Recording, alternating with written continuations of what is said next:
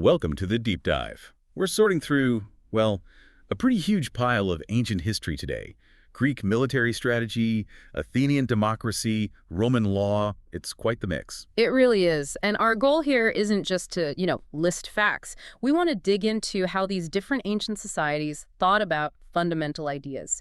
Things like order, justice, and the rule of law. Yeah, finding those core concepts across different times and places, and maybe uncovering some surprising details along the way. Exactly. We're looking for the underlying logic, the bits that really show us how they tried to make sense of it all. So we've kind of structured this into three main parts. We'll kick off with some really high-stakes moments in Greek history. Think war, survival, where order is more about necessity than dusty scrolls. Right.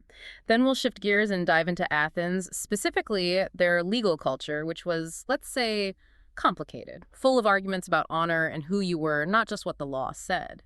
And finally, we land in Rome. We'll look at their impressive legal system, their ideas about natural law, especially Cicero's arguments there, but also the awkward truths about how status and money played a huge role. It's a big sweep covering centuries, but focusing on those themes of order and justice should tie it all together. Okay, let's start where the rules get pretty basic. Survival on the battlefield. Thermopylae? We all know the story, or think we do. But the sources, they paint a picture that's less about pure heroism and more about, brutal military reality. Absolutely. It was a clash of sheer scale versus specialized fighting techniques. Herodotus really emphasizes the immense size of Xerxes' army. It must have been terrifying. Right. But even so, the Greek hoplites, the guys with the heavy armor and long spears, they were clearly better in the close quarters fighting at that narrow pass. Better than the Persian archers, anyway. They were, but numbers, eventually, they start to matter a lot. And Xerxes understood that, even if it was costing him. That detail about Xerxes jumping from his throne really struck me. 3 times, it says, in agony for his army. It shows you just how much damage that small Greek force was inflicting. He's watching his elite troops fail again and again. It wasn't just frustration, it was a strategic nightmare for him. That pass basically neutralized his biggest advantage numbers. So the turning point wasn't really a Persian military masterstroke in the pass itself. No, it came down to a failure within the Greek ranks. The betrayal by Ephialtes, the local Greek who showed the Persians the mountain path. Ah, the infamous mountain path, leading Hydarnes and the immortals around behind the main Greek line. That must have been devastating news for Leonidas. It forced an impossible choice, and this is where the story gets more complex than just, everyone else running away. Leonidas holds his war council. The Spartans stay, obviously. The Thespians, too, incredibly loyal. And the Thebans, who were, let's say, politically suspect, they stayed, too. But most of the other Greek contingents pulled back south. The usual story is they deserted, right? Yeah. Panic. That's the standard narrative. But some of the analysis we looked at suggests something else, something more strategic, perhaps. Like what? A planned withdrawal. Possibly. Think about it. Once Leonidas knew the Persians were coming around the back, staying put meant certain death for everyone. The only, and I mean only, possible military option might have been for the larger part of the Greek force to pull back. To where? Why? Back into the wider plains south of the pass, where they could maneuver. Maybe, just maybe, the idea was to lure Hydarnes' force forward, catch them between the retreating main body and Leonidas' rear guard. A counter-envelopment. So a desperate gamble rather than simple cowardice, trying to turn the tables. It's a possibility. It makes more military sense than just standing there to be slaughtered or everyone just dissolving in panic.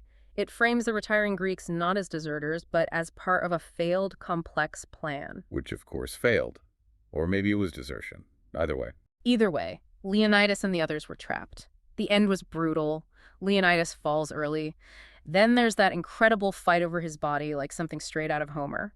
2 of Xerxes' own brothers killed in that struggle. Wow, just fighting over the corpse. Intense.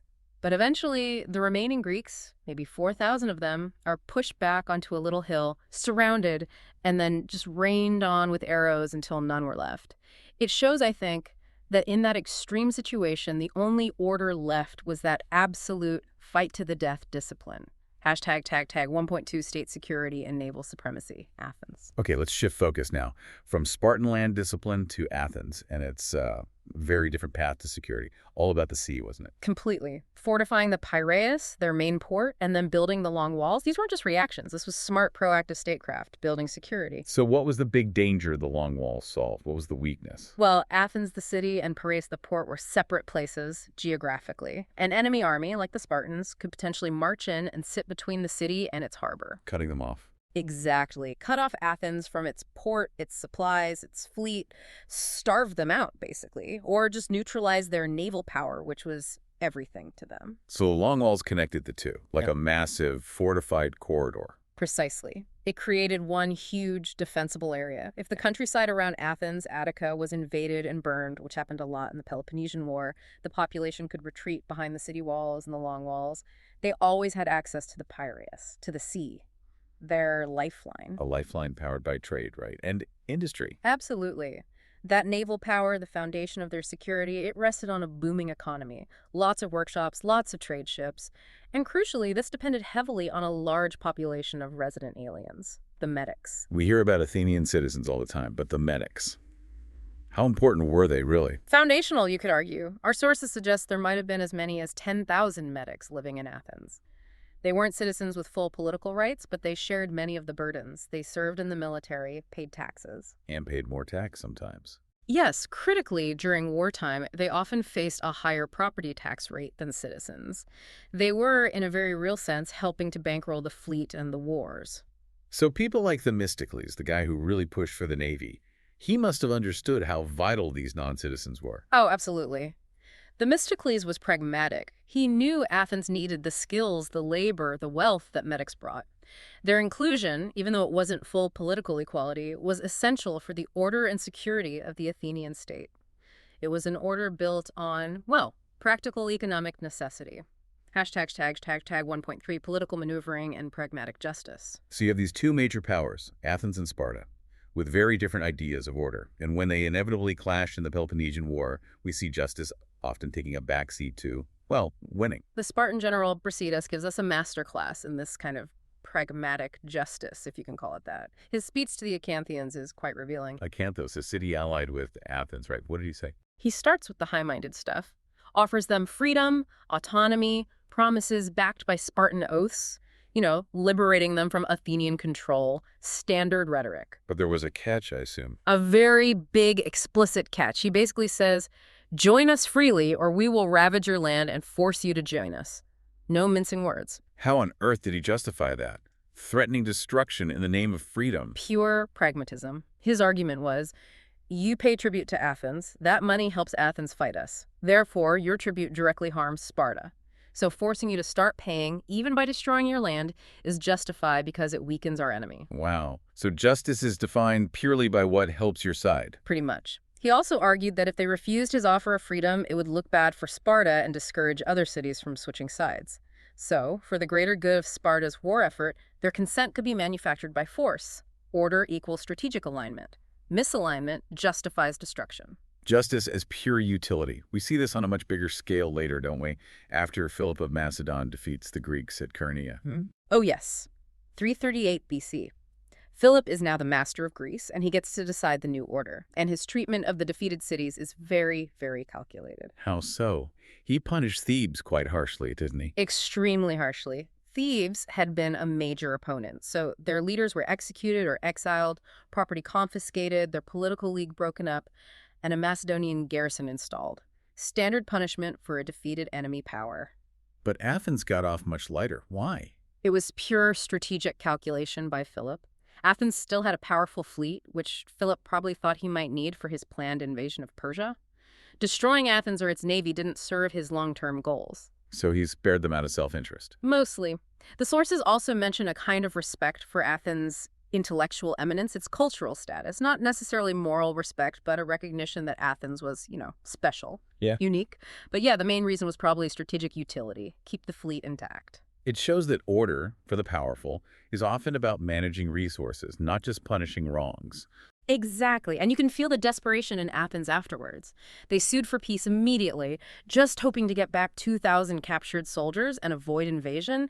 Their order was suddenly dependent on Philip's whim. And that desperation led to some pretty wild ideas back in Athens, right? Completely radical. The orator Hyperides actually proposed enfranchising and arming something like 150,000 slaves to create a massive new defense force. Arming the slaves, that's overturning the entire social structure. It was unthinkable, really, and the fact that Athens rejected it, even facing potential annihilation, shows just how deeply ingrained their social hierarchy was. They chose to maintain the existing social order, even at the risk of total defeat. Okay, so we've seen order defined by war and strategy. Now let's move inside the city walls into democratic Athens, famous for the rule of law. But the sources suggest it wasn't quite that simple. It was contested. Deeply contested. On one hand, you had the radical democratic ideal, everyone equal before the law, isonomia, protection for private life. That was the official ideology. But the philosophers, Plato, Aristotle, they weren't buying it. Not really. They looked at Athenian democracy in practice and saw something undisciplined and lawless, as they put it. Their big critique was that true rule of law couldn't just spring from popular votes or jury decisions. It needed a foundation.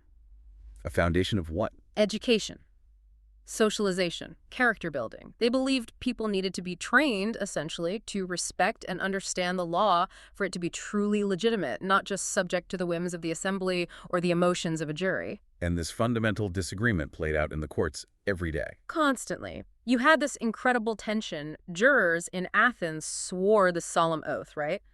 To judge according to the laws and decrees. Standard procedure, you'd think. You would. But then speakers in court would routinely urge the jurors to, well, basically ignore that oath or at least bend it considerably. How could they get away with that? What did they ask the jury to do instead? They'd ask the jury to consider the litigant's entire life, their character, their reputation, their public service, what the Greeks called philotimia. Did they pay for a worship? Did they fund a festival course? Were they generally seen as a good contributing citizen? So it wasn't just about whether the specific law was broken. Often, no. It became a judgment on the person's overall worth to the community. Is this the kind of person we should punish strictly, or the kind of person whose contributions earn them some leniency? It was less a narrow legal finding, more a holistic social assessment. And people just accepted this flexibility. Our sources suggest they saw it as normal, an inevitable and natural part of the process. They weren't just judging an act, they were judging a citizen within the context of the city-state, the polis. Applying the law too rigidly without considering character and status might actually upset the social balance more. Hashtag 2.2, navigating homicide and kinship requirements. This reliance on social standing, on who you were, becomes really stark when you look at something as serious as homicide. How did that work? The main formal procedure for prosecuting a killer was called the dike phono. This was a private lawsuit, not initiated by the state. And the crucial thing was, it had to be brought by the victim's relatives. By kin. Why? It was a way for the state to manage and regulate what used to be private blood feuds. The family still had the right, even the duty, to prosecute, but it was channeled through the court system. Okay, but what if the victim didn't have any family? Or family who were willing or able to prosecute, say a slave or a foreigner or someone recently freed? That's the problem. For people without strong family ties, this kinship requirement could be a complete dead end. No kin, no dike phono, potentially no justice. It baked a bias towards established citizen families right into the system. So were there other options? Or were those people just out of luck? There were alternative procedures, which suggest the whole system was pretty complex, and maybe the average Athenian didn't know all the ins and outs. Our sources suggest a vague familiarity with the specific homicide laws, like the old laws of Draco. What kind of alternatives are we talking about? One key procedure was called apagoge. This was a form of summary arrest, usually used for criminals caught red-handed, like thieves. But it seems it could potentially be used to prosecute a killer, especially if the standard dike phono wasn't available. And did apagoge require kin involvement? That's the key difference. It seems it didn't have the same strict kinship requirement, so theoretically, it might have offered a path to justice for those excluded from the main procedure. There's a fascinating case study about this, isn't there, involving a freed woman's death. Yes, it's a great example of the legal maneuvering. A man, a triarch, someone wealthy enough to sponsor a worship, was involved in a lawsuit. He mentions discussing the legal options for this free woman's death with the official interpreters, the legal experts in Athens. Okay. But in his account of these discussions, he conspicuously fails to mention apogauche.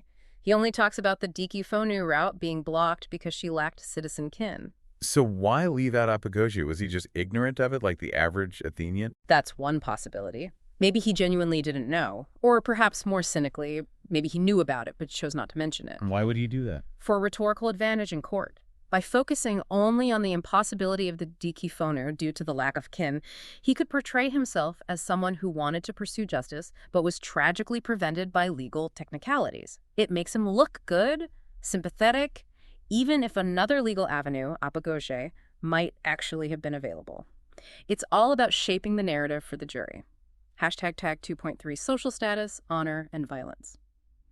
Hubris. This constant concern with reputation and how things look brings us neatly to the Greek concept of hubris, which is more than just arrogance, right? Much more. Hubris was a kind of outrageous behavior, often involving violence or sexual assault that intentionally dishonored someone, attacked their status and public standing, and it was something victims might be ashamed to even talk about, especially if it involved women or sons. So it's an assault on honor. And if, say, a man's wife was raped or involved in adultery, that wasn't just a crime against her. No, in Athenian thinking, it was also a profound act of hubris against the husband. It damaged his reputation, his authority within his own household, his standing in the community. It was a public stain on his honor.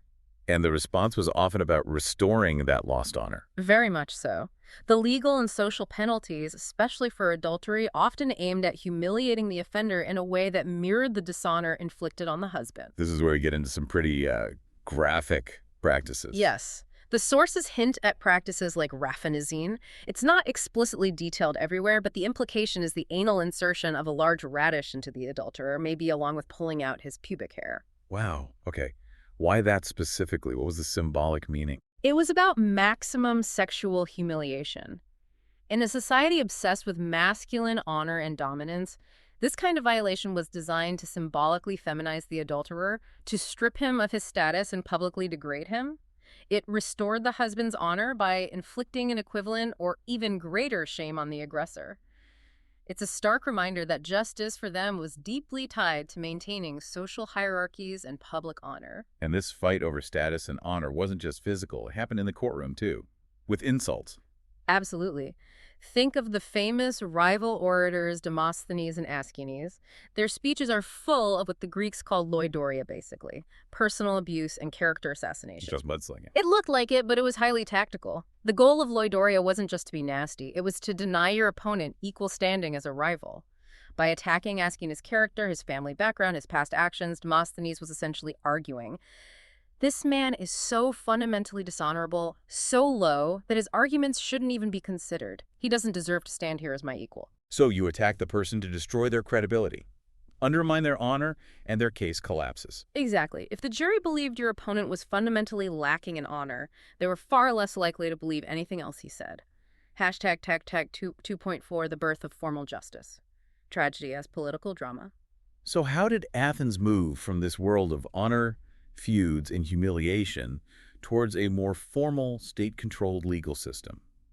Our sources point towards, surprisingly maybe, Greek tragedy. Specifically, Aeschylus's trilogy, the Oresteia. It's often called a political drama for this very reason. It takes these ancient, deeply embedded cultural problems like the cycle of revenge, the curse on a family, and puts them center stage, literally, for the whole city to grapple with. It dramatizes the shift from old ways to new. Precisely. The whole trilogy builds towards this revolutionary moment. Yes. It doesn't end with yet another revenge killing within the family. It ends with the very first murder trial held in Athens at the core of the Areopagus. And the defendant is Orestes, who killed his mother to avenge his father. Right. He's prosecuted by the Furies, these ancient spirits of vengeance, representing the old blood law. He's defended by the god Apollo. And crucially, the goddess Athena presides and establishes a jury of Athenian citizens to cast the deciding votes. That's the symbolic birth of the Athenian court system. It is. It marks the transition from private vengeance, dictated by family ties and ancient curses, to public, structured justice administered by the state. The cycle of violence is meant to be broken by rational civic procedure. But even in this moment of creating new law, they don't completely forget the old ways, do they? There's that line about Zeus's law. That's right. The play acknowledges this constant underlying principle about de mementos en throne Dios patienton ersanta, Which means roughly, it remains a sign of Zeus who remains on his throne that the doer suffers. The idea that wrongdoing inevitably leads to suffering, that cosmic justice demands a reckoning, that doesn't change. So the principle of justice remains. Yes, the principle that the doer must suffer is constant, like a law of nature. What changes monumentally in the Oresteia is who gets to inflict that suffering. It shifts from the private individual or family caught in endless cycles of revenge to the impartial, rational authority of the Athenian state court. That's the legal revolution they're celebrating. All right, let's move forward in time and west across the Mediterranean to Rome. If Athenian law was deeply tied up in the dynamics of the polis and honor, Roman law aimed for something different, something more universal. That was certainly the ambition, especially when you look at the philosophy behind it. Roman law developed into this incredibly complex, sophisticated system, and its intellectual foundations, particularly as articulated by Cicero, aim for universal reason. Hashtag 3.1 law and natural reason, Cicero's philosophical grounding. Cicero, a huge figure, lawyer, statesman, philosopher, and he wrote during a really chaotic time, didn't he? The last days of the Roman Republic. Exactly. He saw the Republic tearing itself apart with civil wars and political violence. And in works like De Legibus, on the laws, he was searching for a foundation for law and the state that was more stable than just power or popular opinion. And he found it in natural law. What did he mean by that? For Cicero, drawing heavily on Stoic philosophy, the key distinction is reason. Humans have reason, animals don't. This capacity for reason connects us to the divine, and it's the source of morality and true law. So law isn't just what the Senate decides. Not true law, no. Cicero argues that true law is right reason in agreement with nature. It's universal, applies to everyone, everywhere. It's eternal and unchanging. It comes from nature or God, not from human decrees. That's a powerful idea. What does it mean for actual written laws, statutes passed by people? It means they can be judged against this higher standard. Cicero famously argues that a statute that contradicts this natural law, even if properly passed by the government, isn't really law at all. It's just an act of injustice. It lacks moral legitimacy. So, a check on power. Unlike Athens, where the assembly's vote basically was the law, Cicero says there's a higher court of appeal reason itself. Precisely. And living according to this natural law requires self-control. He stresses that our appetites must obey reason. Giving in to base desires, lust, gluttony, greed isn't just a personal failing. It's a rejection of our fundamental human nature, the very thing that allows for just governance. It's like disobeying the law of nature. He connects this to the cardinal virtues, doesn't he? Wisdom, courage, justice. Yes, he sees these virtues as flowing from living according to reason and nature. Wisdom is about understanding truth. Magnanimity or courage is about strength of spirit, but he calls justice the most resplendent virtue, the one most crucial for holding society together. It involves good faith, fairness, not harming others, and acting beneficently. And in that turbulent political climate, he also emphasizes constancy, sticking to principles derived from nature over the ups and downs of fortune. Absolutely. He says nature is firmer and more constant than fortune. Relying on transient things like political power, wealth, or military success, the whims of fortune is unstable. True order, a just state, must be anchored in the eternal principles of natural reason and virtue. That constancy provides the predictability and stability that the rule of law needs.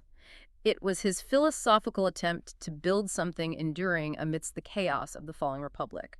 Hashtag 3.2, the machinery of civil and criminal law. Okay, so that's the high-minded philosophy, universal reason, natural law.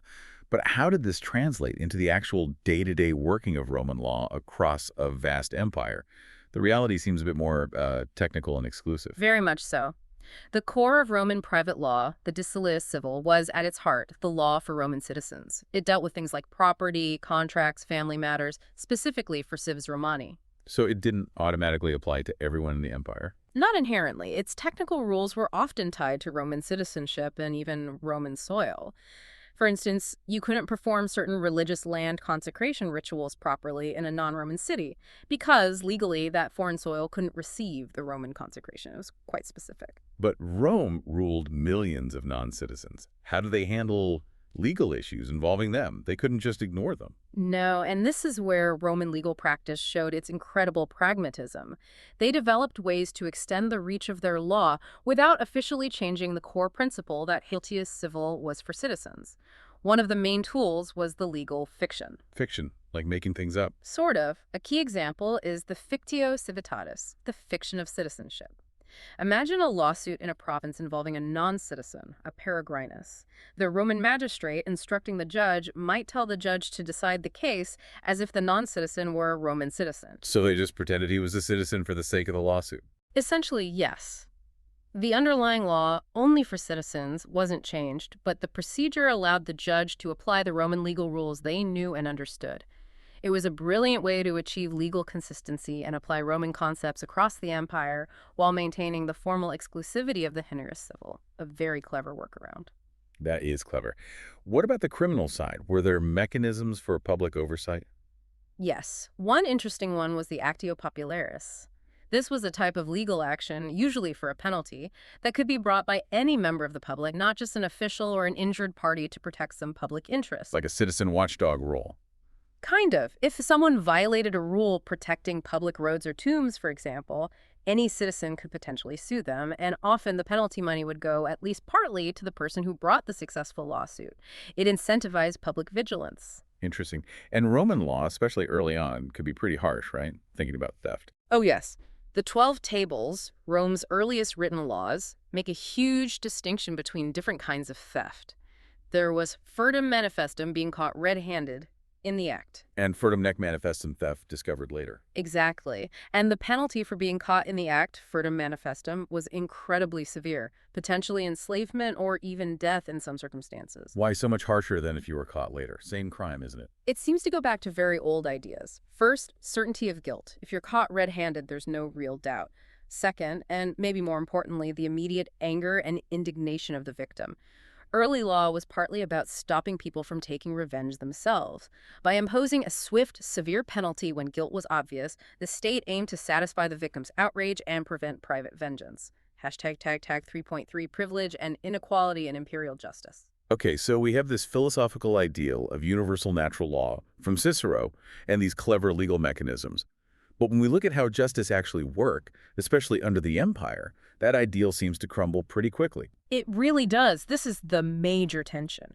Despite Cicero's vision of a law based on reason, applicable to all, Roman imperial law explicitly codified inequality based on social status. A dual penalty system became standard. Dual penalty.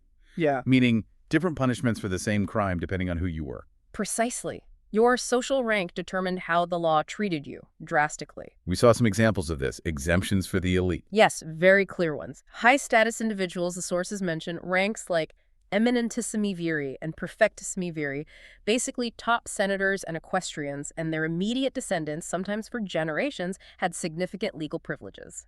Like what? What were they exempt from? Crucially, they were generally exempt from being tortured during legal investigations, and they were protected from what were considered plebeian penalties. Plebeian penalties being... The really brutal stuff. Crucifixion, being thrown to wild beasts in the arena, execution by burning. High-status individuals, if condemned to death, typically faced exile or a relatively clean death by the sword. So your social status literally determined whether you faced torture and a gruesome public execution or a more dignified end. That completely contradicts the idea of universal law. Fundamentally, it makes Cicero's ideal look, well, idealistic in the face of imperial practice.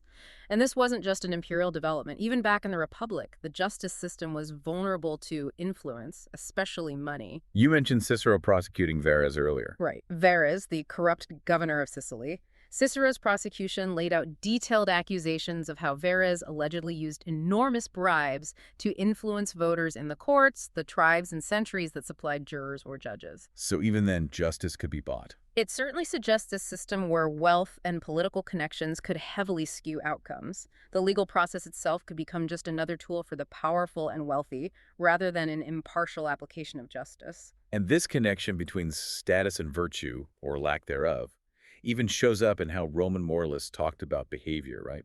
Connecting back to Cicero's point about reason versus appetite. It does, but with a strong hierarchical spin. Moralists, often concerned about preserving traditional Roman values, associated things like gluttony, excessive luxury, or uncontrolled lust with lower beings. Lower beings like? Slaves, foreigners, sometimes women, even animals. They argued that indulging these base appetites was an abandonment of reason, the very thing that made elite Roman men fit to rule. It was like descending to the level of brute beasts. So morality gets mapped onto the social hierarchy. Bad behavior isn't just bad, it's low class and justifies your lower status or punishment. Exactly. It reinforces the social order by framing self-control as an elite virtue and lack of control as inherently plebeian or servile. Hashtag outro. So reflecting on this whole journey, we've seen, three quite different approaches to order and law in the ancient world. We started with the Greeks, where order often felt like a direct response to necessity. Yeah, whether it was the sheer discipline needed for hoplite warfare at Thermopylae or the economic pragmatism that led Athens to rely on and tax its resident aliens, the metics, to fund the navy, order born from need. Then we moved into the Athenian courtroom, and it got much more complex. Justice wasn't just about written laws, but this constant negotiation of honor, reputation, character, a system full of tension. Right, where philotimia, your civic contribution, could genuinely sway a verdict, and where legal procedures themselves could be manipulated for rhetorical advantage. The letter of the law often wrestled with the social standing of the litigant. And finally, Rome, building this incredible legal edifice grounded in Cicero's powerful philosophy of universal natural law, this idea of right reason, a truly ambitious intellectual project. But one that, in practice, ran headlong into the realities of a deeply hierarchical society. The ideal of universal justice clashed starkly with codified inequality, the dual penalty system, the privileges of rank, the vulnerability to corruption. It seems the constant thread through all these different times and places was this struggle, the struggle to define what justice even means, and then to enforce it against the pressures of power, war, social status, and just basic human failings. Absolutely. Moving from the ideal of law to its actual application in a society full of competing interests and inequalities, that seems to be the perennial challenge. These ancient examples show just how deep that challenge runs. So maybe the final thought to leave you with, something to chew on, spins directly out of Cicero. If we take his core argument seriously, that an unjust law, one that violates natural reason, isn't truly law at all, but just injustice. A really foundational claim for Western legal thought. Right. But what happens to that idea of a universal eternal law when the very systems designed to apply it, the courts, the judges, the state itself, are, as we've seen, so clearly influenced, maybe even controlled by things like wealth, political power, social rank, things that are anything but universal or eternal? Does the demonstrable unfairness in how law is applied, like the status discrimination hardwired into Roman imperial law, ultimately undermine the very idea of a true law based on reason? Or does that ideal law persist, a sort of timeless benchmark against which we constantly measure our flawed human systems? A fundamental tension, perhaps. The ideal versus the messy reality. It's a question they wrestled with 2,000 years ago, and one I think we're still wrestling with today. Indeed. The search for truly impartial justice seems to be a long one. Thank you for diving deep with us.